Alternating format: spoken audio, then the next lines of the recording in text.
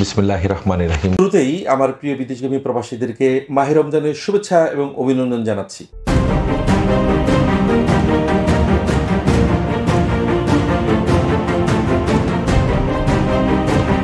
দেশ এবং দেশের বাইরে থেকে যে সকল বিদেশগামী প্রবাসী ভাই বোনেরা আমার প্রোগ্রাম দেখছেন, শুনছেন, আমি মেহেরিমা ওভারসিজের ওনার সাজ্জাদ হোসেন খান। আমার প্রিয় বিদেশগামী প্রবাসী মুখ সকলকে জানাই অনেক অনেক প্রীতি এবং শুভেচ্ছা। সময়ের সাথে আগামীর পথে আমি থাকি আমার প্রিয় বিদেশগামী প্রবাসী ভাই বোনদের সাথে তথ্যভিত্তিক তথ্য দিয়ে প্রতি মুহূর্ত হাজির হই। অনেকগুলো দেশের সাকসেস ভিডিও নিয়ে হাজির হয়েছি, যেহেতু সাকসেস ভিডিও নিয়ে এখন নিয়মিত হাজির হই। সাকসেস ভিডিওর বাইরেও কর্মীদের অসংখ্য তথ্য জানা থাকে। আসলে এতগুলো দেশ নিয়ে কাজ করতে গেলে মধ্যপ্রাচ্য এবং ইউরোপ, এই দুটি দেশ নিয়ে কাজ করতে গেলে, মধ্যপ্রাচ্যের অনেকগুলো দেশ এবং ইউরোপের 2-4টি দেশ নিয়ে কাজ করতে গেলে এতগুলো কাজের সমন্বয়ে ব্যস্ততায় এবং এতগুলো কাজের এক এক প্রশ্ন মাঝে মাঝে আমি নিজেকে গুলিয়ে ফেলি যে কাকে কোন প্রশ্নের উত্তর দিব। তাই সকলকে সকল প্রশ্নের উত্তর দেওয়া সম্ভব না, সকলের হোয়াটসঅ্যাপ মেসেজ দেখাও সম্ভব না, ভয়েস দেখাও সম্ভব না। চেষ্টা করব, যেহেতু রমজান মাস, সকলে একটু ইবাদত বন্দেগীতে ব্যস্ত। রমজান মাসের এই ফাঁকে ফাঁকে যে দেশগুলো নিয়ে কাজ করছি, প্রত্যেকটা দেশ নিয়ে কমার বেশি আমার প্রিয় বিদেশগামী প্রবাসীদেরকে তথ্যভিত্তিক তথ্য দিতে। আজকে যে তথ্যটি আমি এই মুহূর্তে দিব, আমার প্রিয় ক্রোয়েশিয়াগামী যারা, অর্থাৎ আমরা এ যাবৎকালে আমাদের এজেন্ট এবং আমাদের অফিসের আমরা টোটালি 16 জন কর্মীর ভিসা করতে পেরেছি এবং 16 জন কর্মীর মধ্যে আমরা আপনাদেরকে দৃশ্যমান আপনারা ফ্লাইটগুলো দেখেছেন। এজেন্টের ফ্লাইটগুলো ছাড়া ডাইরেক্ট যে প্যাসেঞ্জারগুলো সরাসরি আমার অফিসে আমার কাছে এসেছে, আমি ফ্লাইটগুলো চলমান দেখিয়েছি, আর এজেন্টের পাসপোর্ট টিকিটগুলো এজেন্টদেরকে আমরা বুঝিয়ে দিয়েছি। তাই ক্রোয়েশিয়া নিয়ে জল্পনা কল্পনা, ক্রোয়েশিয়া হবে, বন্ধ হয়ে গেছে, হবে না, এর জন্য শেষ নেই। আজকে আমি তাই আমার প্রিয় বিদেশগামী প্রবাসীদেরকে ক্রোয়েশিয়া সম্পর্কে আপডেট দেব। আগামী 2-1 দিনের মধ্যেই আমি আরও অনেক চমৎকার চমৎকার আপডেট দেব। নর্থ ম্যাসেডোনিয়া, সার্বিয়া নিয়ে আমি আপনাদেরকে আপডেট দিব এবং ইতিমধ্যে যারা রাশিয়া জমা করেছেন তাদের কি পরিস্থিতি, তাদেরকে নিয়েও আমি আগামী 2-4 দিনের মধ্যে আপডেট দিব। চলমান আমি যেহেতু 7 দিন 8 দিন মালয়েশিয়া থেকে আসলাম, অনেকগুলো কোম্পানি ভিজিট করে এসে পরিশ্রমের মানে বলতে গেলে সকাল থেকে বিকাল পর্যন্ত স্পন্সরের সাথে মিটিং করা এবং বিভিন্ন ফ্যাক্টরি ভিজিট করা এবং এটা সারাদিন এই শ্রমের সাথে নিজেকে নিযুক্ত করা, এটা অনেক দুঃসাধ্য কাজ। এত ব্যস্ততার মধ্যেও আপনাদেরকে আমি আপডেট দিতে পারি, ইউটিউবার ব্লগদের মতো সবসময় আপডেট দিতে পারি না, তার জন্য দুঃখ প্রকাশ করি। কিন্তু দিন শেষে তারপরও মন চায় যে আমার প্রিয় বিদেশগামী প্রবাসী যারা আছেন তাদেরকে নিয়ে যেন আমি কোনো না কোনো আপডেট দিতে পারি। প্রিয় বিদেশগামী প্রবাসী, আমি সবসময় চেষ্টা করি অফিসিয়ালিভাবে উক্ত দেশের এবং আমার দেশের এমও সাইন কি হলো এবং উক্ত দেশের অফিসিয়াল তথ্য কি, আমার দেশের অফিসিয়াল তথ্য কি, তার ভিত্তিতে, অর্থাৎ আমার দেশের প্রবাসী কল্যাণ মন্ত্রণালয় এবং উক্ত দেশের মিনিস্ট্রি, দুই দেশে যখন যে তথ্য দিয়ে থাকে তার উপর ভিত্তি করে আপনাদেরকে তথ্য দিতে। প্রিয় বিদেশগামী প্রবাসী, এই মুহূর্তে যারা ক্রোয়েশিয়া নিয়ে জল্পনা কল্পনা করছেন, ক্রোয়েশিয়া সম্ভবত বন্ধ হয়ে গেল, আর হবে না, কারণ আমরা যারা ওয়ার্কার আছি প্রত্যেকেই মনে করি এজেন্সির কাছে টাকা জমা দিয়েছি, এজেন্সি আমার টাকা জমা পাসপোর্ট নিয়েছে, আমি তার কাছে টাকা অর্থ দিয়ে ভিসা কিনে নিয়ে আমি ক্রোয়েশিয়া যাব। কিন্তু প্রকৃতপক্ষে আমি বলবো যে কোনো এজেন্সি আপনাকে 100% গ্যারান্টি দেবে ইউরোপের কাজে, 100% ভিসা করে দিবে এবং আপনার ভিসা টাকা নিয়ে ভিসা কিনে যাবেন, এটা সম্পূর্ণ একটি ভুল থিম। এই থিম থেকে আমাদের বেরিয়ে আসতে হবে। এজেন্সি ক্রোয়েশিয়ার ভিসা করবে তো অনেক দূরের ব্যাপার, ইন্ডিয়া ভিসা করার ক্ষমতাও একটা এজেন্সি রাখে না। অর্থাৎ আমরা যারা রিক্রুটিং এজেন্সি আছি, আমরা আপনার ফাইলটি প্রয়োজন এবং নিয়ম মেনে, অর্থাৎ আপনার সমস্ত ফাইলটি প্রসিডিউট করে শুধুমাত্র আমরা আমাদের একজন অ্যাটর্নি এবং লয়ারের মাধ্যমে আপনার ফাইলটি একটা অথেন্টিক কোম্পানিতে জমা করতে পারি। ভিসা দেওয়া না দেওয়া, সম্পূর্ণ ওয়ার্ক পারমিট দেওয়া না দেওয়া সম্পূর্ণ ডিপেন্ড করে ওই দেশের ওই কোম্পানির এবং ওই দেশের ওই লেভেলের মিনিস্ট্রির উপর। কিন্তু এই কাজ করতে গিয়ে আমাদের বিভিন্ন কর্মীদের অসংখ্য নেগেটিভ কথা, লম্বা সময় কাজের প্রয়োজনে, কারণ এই কাজটি ইউরোপের কখনোই নির্ধারিত সময় নিয়ে করা সম্ভব নয়। এটা যে সকল এজেন্সি বলবে, সেই সকল এজেন্সি বলতে গেলে এটা শুভঙ্করের ফাঁকি ছাড়া আর কিছুই নয়। আমরা চেষ্টা করি তারপর একটা নির্ধারিত সময় নিয়ে কর্মী কাজ করতে, কিন্তু একটা কাজ করতে করতে যখন কাজটার 80% রেশিও 90% পর্যায়ে গিয়ে 70% পর্যায়ে গিয়ে কর্মীর উতলা এবং কর্মীর এক্সাইটেড বিভিন্ন কথাবার্তা আমাদেরকে যখন ব্যাকুল করে তোলে এবং কর্মী যখন আর সময় নিয়ে ধৈর্য ধরে থাকতে চায় না, তখন কর্মীটার কাজটি আমরা সফলভাবে ফিরতে পারি না। সেই কর্মী এক এজেন্সি থেকে আরেক এজেন্সিতে নিয়ে যখন জমা করে আবার তার কাজটি শূন্য থেকে শুরু হয়। সেক্ষেত্রে একটা এজেন্সিকে যদি সময় এবং ধৈর্য বেঁধে, অর্থাৎ সময় আপনি বেঁধে দিয়েছেন, আপনার কাজটি কখনো করা সম্ভব নয়। দিন শেষে আপনার সফলতা নিয়ে আমি ঘরে ফিরতেও পারি, দিন শেষে আপনার ব্যর্থতা নিয়ে আমি ঘরে ফিরতে পারি। আমরা যাদেরকে ওয়ার্ক পারমিট করে নেপালে পাঠিয়েছিলাম তার ম্যাক্সিমাম আমি ভিসা করে দেশে এনেছি, ফ্লাইট করেছি। নেপালে এখনও অবস্থানরত কর্মী আছে। আগামীতে কবে নাগাদ আমাদের পার্লামেন্টারি কী ডিসিশন হলো, ক্রোয়েশিয়া আদৌ খুলবে কি না, আদৌ ক্রোয়েশিয়া কবে নাগাদ কর্মী আগের স্রোতের মতো নিতে থাকবে, এবং ক্রোয়েশিয়া যেতে হলে সরকারি কোনো নিয়ম বাদের আছে কিনা, নতুন কোনো আইন হয়ে গেছে কিনা, এই বিষয়গুলো অনেকে আমার কাছে জানতে চেয়েছেন। অবশ্যই আমার প্রিয় বিদেশগামী প্রবাসী, একটি দেশে কর্মী নিতে হলে সেই দেশের আইন, পার্লামেন্টারি আইন, মোস আইন, নতুন কুঠা এবং নতুন নতুন বিভিন্ন নিয়মের বেড়াজাল আমাদেরকে কাজের জন্য অনেক সময় কঠিন করে ফেলে এবং অনেক সময় আমাদেরকে কাজের জন্য অনেক দুঃসাধ্য ব্যাপার করে তোলে। অবশেষে ক্রোয়েশিয়ার পার্লামেন্ট 21শে ফেব্রুয়ারির সংখ্যাগরিষ্ঠ দ্বারা তৃতীয় দেশের কর্মীদের জন্য 3 বছরের ওয়ার্ক পারমিট, রেসিডেন্ট পারমিট আইন পাশ করেছে। এটা বলতে গেলে এটি কর্মীদের জন্য অত্যন্ত আনন্দের, কিন্তু যে কোম্পানিগুলো বিদেশি কর্মী নিয়ে আসে তারা কিছু কঠিন নিয়মও তার সাথে বেঁধে দিয়েছে। প্রিয় বিদেশগামী প্রবাসী, আপনাকে যেমন একটি আনন্দ সংবাদ দিবে, তার সাথে একটি কঠিন নিয়মও বেঁধে দিবে। সেই কঠিন নিয়ম আইন যারা মেনে সময়ের সাথে কাজের প্রয়োজনে ব্যালেন্স রেখে লম্বা সময় তার ফাইলটা ফেলে রেখে দিবেন, ওয়ার্ক পারমিট না হওয়া পর্যন্ত, অনলাইন হওয়ার পরে শুধুমাত্র তাকে নিয়েই কাজ করা সম্ভব। আর যে ওই নিয়মকে ভায়োলেট করবেন, অর্থাৎ উক্ত দেশের পার্লামেন্টারি আইন, তার দেশের লেবার অফ মিনিস্ট্রি আইন যে না মেনে শুধু সময়ের দিকে তাকিয়ে থাকবেন, তার কাজটি কখনো করা সম্ভব না। আমরা অনেক কর্মী আছি, একটা দেশ থেকে আমরা একটা দেশে ট্রাই করেছি, সেখানে 7 মাস 8 মাস সময় নষ্ট করে আবার আমরা আরেকটা দেশের জন্য সেনজেনভুক্ত দেশে জমা করেছি। দেখা গেছে একজন কর্মী সেই আগের সময়টি এবং নতুন সময়টি দুটাকে ইনক্লুডিং করে তখন বিভিন্ন নেগেটিভ কথাবার্তা বলতে থাকে।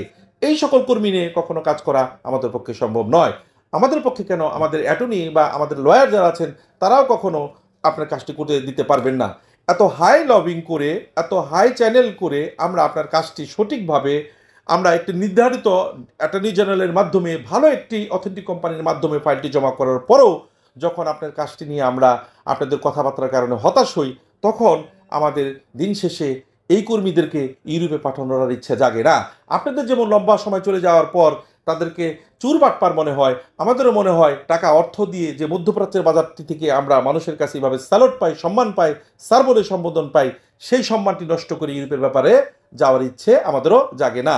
তারপরেও দিন শেষে সকলের স্বপ্ন যাতে নিয়ে আমরা কাজ করতে পারি, সকলকে যেন অন্ততপক্ষে যাদেরকে পাঠিয়েছি, যারা চলে গিয়েছে ক্রোয়েশিয়া, আমি যেভাবে দৃশ্যমান দেখিয়েছি, অর্থাৎ এভাবে যারা দৃশ্যমান ভিসা স্টিকার ম্যান পার করে ফ্লাইট করবে, দেখাবে, তারাই দিন শেষে জেনুইন। কিন্তু সেই জেনুইন কাজটি করার জন্য নির্ধারিত সময় না দিয়ে কাজের প্রয়োজনে যখন যে আইন পাস হয় সেটাকে মেনে যে ফাইল জমা রাখতে পারবেন তার কাজটি আমরা করতে পারবো। যে জমা রাখতে পারবেন না, অপেক্ষা করতে পারবেন না, তার ফাইলটি অন্ততপক্ষে সে নিয়ে তার নির্ধারিত জায়গায় যে তাকে বানিয়ে, অর্থাৎ যে তাকে মেকিং করে ভিসা দিতে পারে, তার কাছে যেতে পারবেন। তাই আমি সিদ্ধান্ত নিয়েছি যে আমরা যেহেতু উক্ত দেশের আইনকে মানি, উক্ত দেশের পার্লামেন্টারি নতুন সিস্টেমকে মানি, এই সিস্টেমের বাইরে আমরা যাব না। যে সকল কর্মী অপেক্ষা করবে না তাদেরকে নিয়ে আমরা নতুন করে আর কোনো স্বপ্নও দেখব না। স্বপ্ন দেখব তাকে নিয়ে যে নির্ধারিত সময় নয়, কাজের প্রয়োজনে অনির্ধারিত সময়ের মধ্য দিয়ে অপেক্ষা করবে, এবং তাকে নিয়ে আমরা হয়তো বা অনেক স্বপ্নই বাস্তবায়ন করতে পারবো। প্রিয় বিদেশগামী ক্রোয়েশিয়া প্রবাসী, আমি আপনাদের পার্লামেন্টারি কী কী আইন হলো এবং কী কী আইন হতে যাচ্ছে এবং কবে নাগাদ কতগুলো কুঠা আমাদের বাংলাদেশিদের জন্য 2025-এর কতগুলো কোঠা ঘোষিত হলো, অন্যান্য দেশের জন্য কতগুলো কোঠা ঘোষিত হলো, আমি আপনাকে সেই অথেন্টিক মেসেজটি দিচ্ছি। দেখতে থাকুন, বুঝতে থাকুন, বুঝতে বুঝতে যারা অপেক্ষা করতে থাকবেন, দিন শেষে সেই সকল প্রিয় বিদেশগামী প্রবাসী ভাইকে নিয়েই কাজ করতে পারবো। যে অপেক্ষা করতে পারবেন না তাকে হয়তো নিয়ে আমি কাজ করতে স্মুথ ফিল করবো না, পারবো না। সেই ব্যক্তিটাও দিন শেষে অনেক প্যানিক থাকবে এবং আমরা অনেক প্যানিক হয়ে যাব। এত দেশের মধ্যে মাত্র গুটি কয়েক কিছু কর্মীর জন্য দিন শেষে আমরা ক্লান্ত হয়ে যাব। তাই আপনি ভেবে চিন্তে বুঝে আপনার ফাইলটি সামনের দিকে অগ্রসর করবেন। সময় লাগবে, এতে কোনো ভুল নেই। সেই সময়টি নির্ধারিত আমার সময়ের মধ্যে নয়। আমি আপনাকে ভিসা করে দেওয়ার কেউ নয়। আমি ভিসা করে দিতে পারবো শুধুমাত্র আপনাকে, যদি আপনি কাজের সিস্টেমটা বুঝে অপেক্ষা করতে থাকেন, তাহলেই পারবো। এখন যদি বলেন 1 বছর হয়ে গেছে, 1.5 বছর হয়ে গেছে, অনেক ভুগাচ্ছে, এরা বাটপারি কথাবার্তা বলে, এরা মিথ্যে কথা বলে, আসলে এই সকল কর্মীকে নিয়ে কখনোই কাজ করা সম্ভব নয়। ইউরোপের ব্যাপারে কাজ করতে গেলে শিক্ষাগত যোগ্যতার একটা স্ট্যান্ডার্ডের প্রয়োজন রয়েছে। যে সকল কর্মীর মধ্যে এই লেখাপড়ার গুণগত মান রয়েছে এবং যে সকল কর্মী অন্ততপক্ষে একটা দেশের আইন সিস্টেম বুঝে অন্ততপক্ষে তাকে নিয়ে কাজ করে দিন শেষে সফল হয়ে বেরিয়ে আসা যায়। যে বুঝবেন না সে তাকে নিয়ে হয়তো আমার আর কাজ করা সম্ভব হবে না।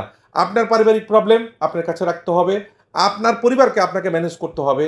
এই ম্যানেজ করা পরিবারকে যেমন আপনাকে অপেক্ষা করে কাজটা বুঝে সামনের দিকে অগ্রসর হওয়া, ঠিক আমাকেও এখন থেকে বুঝে অগ্রসর হতে হবে যে আমি কোন কর্মীদেরকে নিয়ে সামনের দিকে সফলভাবে অগ্রসর হব। প্রিয় বিদেশগামী প্রবাসী, এখন ইইউ ছাড়া অন্য দেশগুলো থেকে শ্রমিক আনতে কোম্পানিকে ওয়ার্ক পারমিট ভিসার জন্য 1 মাসের বেতন পরিমাণ জমা রাখতে হবে। অর্থাৎ আপনারা এখন থেকে ক্রুশে গেলে আপনাদের এই যে যারা ক্রুশেতে যাচ্ছেন, রানওয়ে হচ্ছেন, যেমন আমরা যে কর্মীগুলোকে ফ্লাইট দেখিয়েছি, কোনো কর্মীকেই আমরা সেখানে ফিঙ্গারিং এবং সেখানে কাজের জন্য রাখা এবং তারা তাদের মতো করে ওয়ে করে তারা হয়তো বা তারা বললে সেই দেশে আমরা তাদের মতো করে সুন্দর করে সেট আপ করে তাদেরকে আমরা কর্মগুলো এমন আছে শেষের দিকে কোম্পানি আমাদের কাছে অন রিকোয়েস্ট মেল পাঠিয়েছে তোমার কর্মী যেন কোনো অবস্থাতেই এই দেশ থেকে রানওয়ে না করে, তুমি তাকে বসিয়ে রেখে ফিঙ্গারিং করে তারপর তুমি তাকে ছাড়ো। বাট আমরা কর্মীদেরকে শেষ পর্যন্ত বুঝে রাখতে পারিনি। প্রথম দিকে হয়তো কর্মীগুলোকে আমরা ফ্লাইট করেছিলাম, যেহেতু তারা সকলে রানি হয়ে যায় এই জন্য রানওয়ে হয়, এই জন্য বলেইছিলাম যে তুমি যদি থাকো পজিটিভ মনে করে থাকো, যদি না থাকো তুমি তোমার মতো করে চলে যেতে পারো। বাট আমরা এখন আর নতুন করে যাদের ভিসা করব 2025-এর কোঠায় তাদের কিছু বিধিমালার মধ্যে আনতে হবে এবং এই বিধিমালা মেনে যারা পাসপোর্ট অপেক্ষা করবেন শুধু তারাই পাসপোর্ট রাখবেন, আদারওয়াইজ দরকার নেই। অর্থাৎ এখন আপনারা যাওয়ার পরে কোম্পানির সিকিউরিটির জন্য আপনাদের 1 মাসের মিনিমাম স্যালারি কোম্পানি ডিপোজিট রাখবে, পরের মাস থেকে আপনাদের স্যালারিটা রেগুলার হবে। এটা কোম্পানি আপনি যাতে রানওয়ে না হন এরই প্রয়োজনে কোম্পানি এটা করবে।